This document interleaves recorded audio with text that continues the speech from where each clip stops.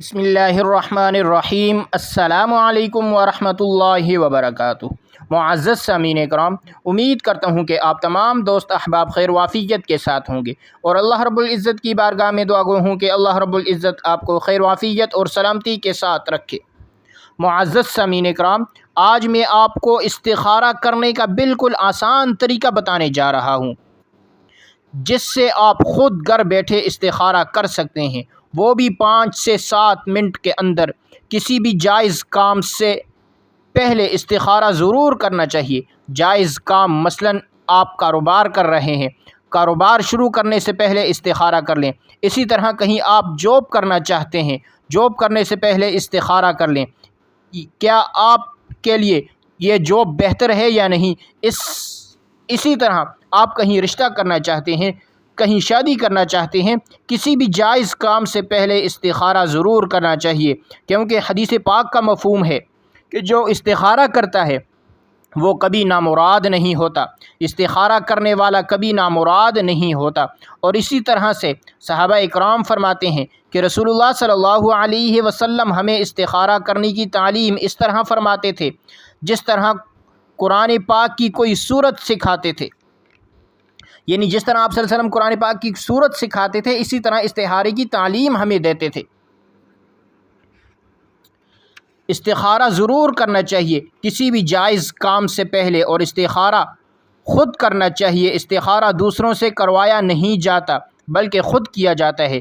آج کل on line استخارہ کا ایک بہت بڑا بزنس چل رہا ہے، حالانکہ استخارہ خود کرنا چاہیے، اور بالکل آپ آسان طریقہ ہے استخارے کا، آپ خود کر سکتے ہیں۔ اس کا کیا طریقہ ہے میں آپ لوگوں کو مکمل ڈیٹیل کے ساتھ بتاؤں گا، اور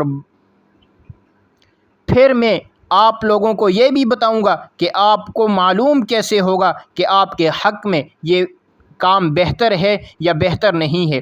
یہ کیسے معلوم ہوگا یہ آگے چل کر میں آپ کو بتاؤں گا۔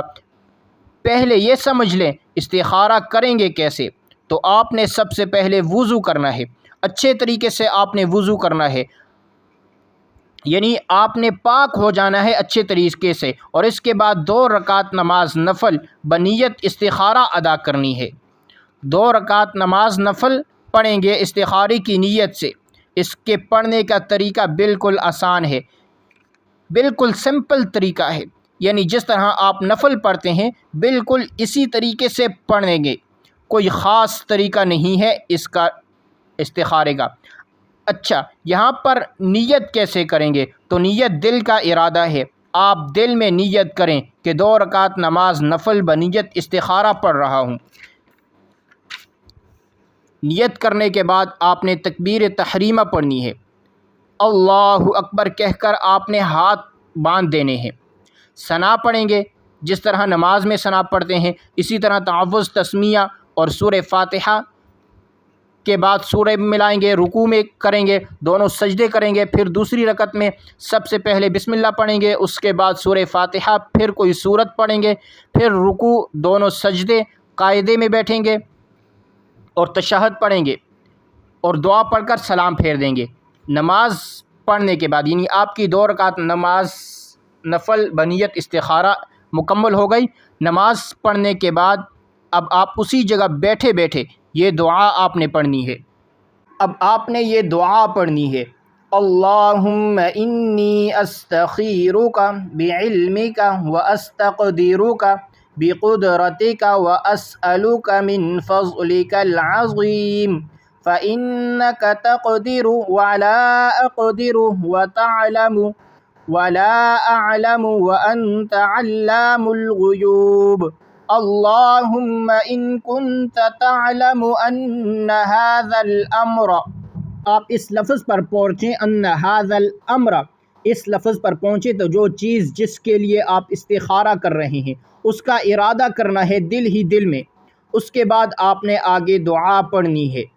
اس کے بعد پھر آپ آگے دعا شروع کر دیں، ان هذا الامر خیر لی فی دینی ومعاشی وعاقبت امری فاقدرہ لی ویسرہ لی ثم بارک لی فیہ وان کنت تعلم ان هذا الامر یہاں پر پھر آپ نے جس چیز کے لیے آپ استخارہ کر رہے ہیں اس کا آپ نے پھر دل میں ارادہ کرنا ہے، اور پھر آپ نے آگے دعا پڑھنی ہے۔ شر لی فی دینی ومعاشی وعاقبت امری فاصرفہ عنی واصرفنی عنہ وقدر لی الخیر حیث کان ثم ارزنی بہ۔ ترجمہ اس کا یہ ہے، اے اللہ میں تجھ سے تیرے علم کے ساتھ خیر کا مطالبہ کرتا ہوں اور تیری قدرت کے ساتھ قوت کا مطالبہ کرتا ہوں، اور تجھ سے تیرے عظیم فضل کا سوال کرتا ہوں، اس لیے کہ تو طاقت رکھتا ہے اور میں طاقت نہیں رکھتا، اور تو جانتا ہے میں نہیں جانتا،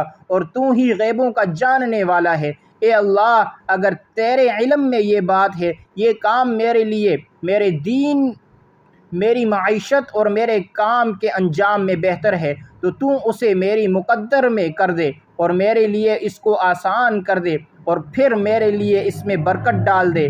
اور اگر تیرے علم میں یہ بات ہے، یہ کام میرے لیے میرے دین، میری معیشت اور میرے کام کے انجام میں برا ہے، تو اسے مجھ سے پھیر دے اور مجھے اس سے پھیر دے اور میری مقدر میں بلائی رکھ دے، جہاں بھی ہوں پھر مجھ سے اس پر راضی کر دے۔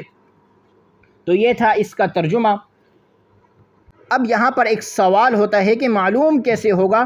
دعا بھی ہم نے کر لی، نماز بھی ادا کر لی، اب معلوم کیسے ہوگا؟ یعنی کوئی خواب آئے گا؟ ایسا بالکل بھی نہیں ہے، خواب نہیں آئے گا، نہ کوئی سبز رنگ نظر آئے گا، نہ کوئی لال رنگ نظر آئے گا، ایسا بالکل نہیں ہے۔ بس استخارہ کرنا ہے۔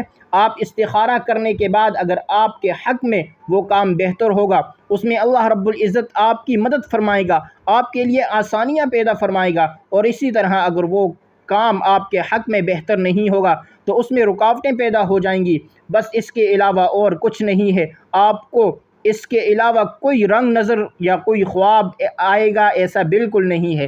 اللہ تعالی ہم سب کو سمجھنے کی توفیق عطا فرمائے، اور اس ویڈیو کو صدقہ جاریہ سمجھ کر اپنے تمام دوستوں کے ساتھ لازمی شیئر کریں۔